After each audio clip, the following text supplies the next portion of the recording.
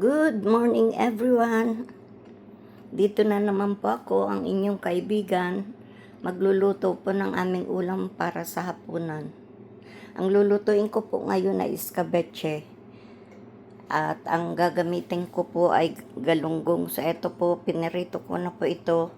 At lalagyan ko rin po siya ng eggplant. At lalagyan ko po siya ng luya at sibuyas, garlic powder, and vinegar, black pepper, at brown sugar. So, eto po, pinapainit ko na po ang aking paglulutuan. Pag mainit na po ito, lalagyan ko po siya ng oil. Tapos, gigisa ko na po ang ginger and onion. So, maghintay po tayo mga kaibigan.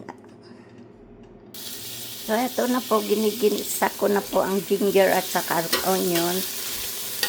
At pag ito'y okay na po, lalagayan ko na po siya ng suka, tubig, black pepper, at saka ang ating garlic powder.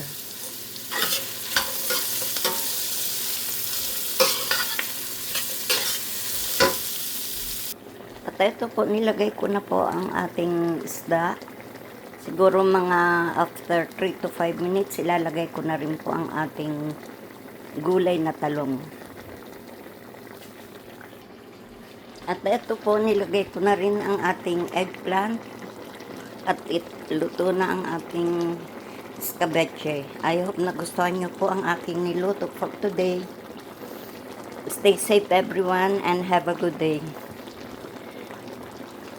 Bye!